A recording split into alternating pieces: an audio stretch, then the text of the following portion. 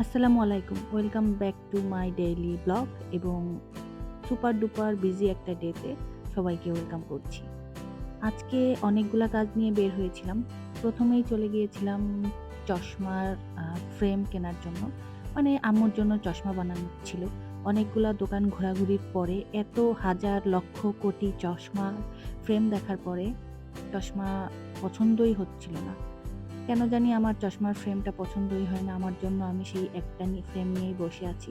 তো যাই হোক, একটা মোটামুটি পছন্দ হয়েছে আরকি। ওটা বানাতে দেওয়ার পরে চলে আসলাম ফ্যাসিনোতে। ফ্যাসিনো আমার একটা খুবই পছন্দের একটা আ আউটলেট। এখানে পাকিস্তানি সব থ্রি পিস পাওয়া যায় আরকি। আর ওদের কালেকশন আমার কাছে ভালো লাগে। তো যাই হোক, এখানে ভিডিও করা খুব একটা অ্যালাও ছিল না। তাও আমি চুরি, চুরি করে একটু করলাম।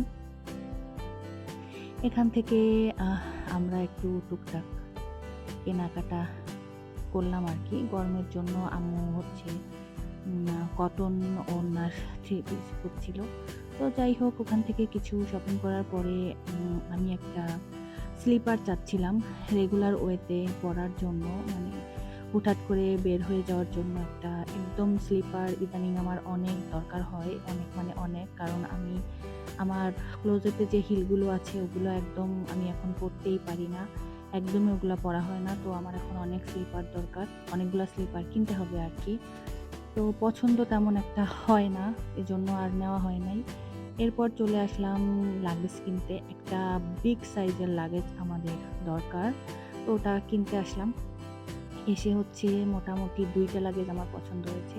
একটা হচ্ছে গ্রিন আরেকটা হচ্ছে অ্যাশ। গ্রিনের মধ্যে আবার ৩ টা কালার ছিল। আ গ্রিন, সেজ গ্রিন আরকি, ফুল গ্রিন না।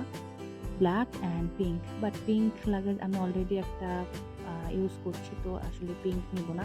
আর ব্লাকটাও খুব একটা ভালো লাগছিল না। ওই অ্যাশটা আর এই উম সেজ গ্রিনটাই মোটামুটি ভালো লাগছিল। তো এখান থেকে একটা নিলাম। আপনারা গেস করেন আমি কোনটা নিলাম। এরপর আমরা একটু ফুচকা খেতে আসলাম রোড সাইডে। ঢাকায় আসলে রোড সাইডে ফুচকা, ভেলপুরি বা ছোট ফুচকা না খেলে তো পেট ভরে না। যাই হোক, ওখান থেকে ফুচকা খেয়ে একটা মিন্ট লেমনেড খেতে আসলাম। আমার আবার মিন্ট ফ্লেভার অনেক পছন্দ। তো একটা মিন্ট লেমনেড নিলাম।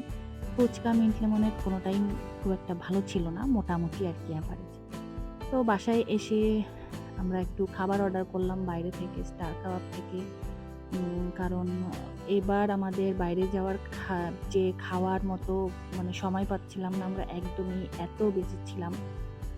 আ এইজন্য বাইরে যেয়ে যেহেতু খাওয়া হচ্ছে না, তো বাসায় আসলে একটু খাবার অর্ডার দিয়ে মানে অন্য সময় যেসব খাবার বার্গারই বেশি বাসায় অর্ডার দেওয়া হয়, আরগুলা বাইরে খাওয়া হয়। তো যাই হোক, চার কাবাব থেকে আরকি কিছু খাবার অর্ডার দিয়ে আমরা দুপুরে খাওয়া-দাওয়া করে এরপর হচ্ছে বিকালে গিয়েছিলাম বাসার কাছে একটা পার্কে, বারিধারা পার্ক যেটা। এই পার্কের ভিডিও আপনারা আগেও দেখেছেন, বাট প্রত্যেকটা সিজনে না পার্কে ডিফারেন্ট, ডিফারেন্ট ফুল থাকে, ফল থাকে।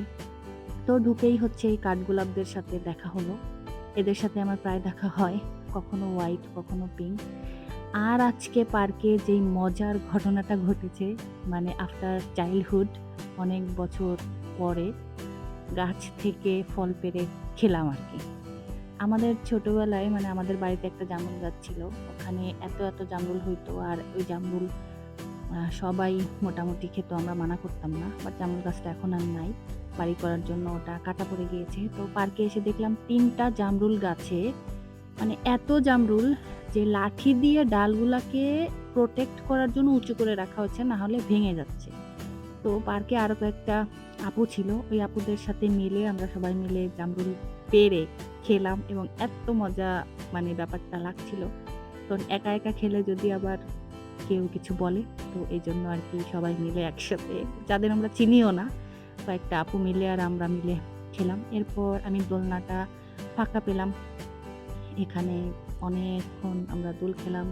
আরো একটা পার্কের এক্টিভিটিস আমরা করেছি। ওটার আর ভিডিও নেয়া হয়নি কারণ ওটা অনেক ফানি। আমাদের জন্য বড় হয়ে গিয়েছে, ওটা অনেক ফানি। তো যাই হোক, পার্কে আসলে যেতেই ইচ্ছা করে না। কখন যে ১.৫ ঘন্টা, ১ ঘন্টা, ২ ঘন্টা হয়ে যায় এটা আসলে বুঝতেই পারি না। আর প্রত্যেকবার ভাবি যে আমি এরপর থেকে পার্কে আরো ২-৩ ঘন্টার জন্য আসবো। যাই হোক, সন্ধ্যা হয়ে গেল। এবার বাসায় আসার পালা। বাসায় এসে আমি হচ্ছে ফুচকা বানালাম। কারণ সকালের ফুচকাটা আমার একদমই মন মতো হয় নাই।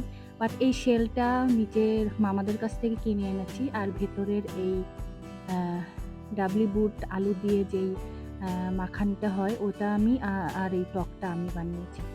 ট্রাস্ট মি, যে খাবে সে বলবে যে ওয়ার্ল্ডের বেস্ট ফুচকা।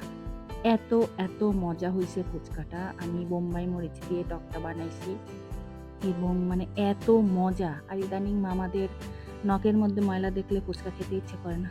তো যাই হোক, হয়তোবা আবার কোনোদিন মামাদের কাছ থেকে খাবো।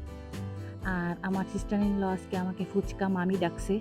কারণ ফুচকা মামা যদি ফুচকা বিক্রি করে ওরা বেস্ট ফুচকা বানাইতে পারে, তাহলে আমি বেস্ট ফুচকা বানাই হচ্ছে ফুচকা মামি হয়ে গিয়েছি। তাই যাই হোক, এটা অনেক ফানি ছিল।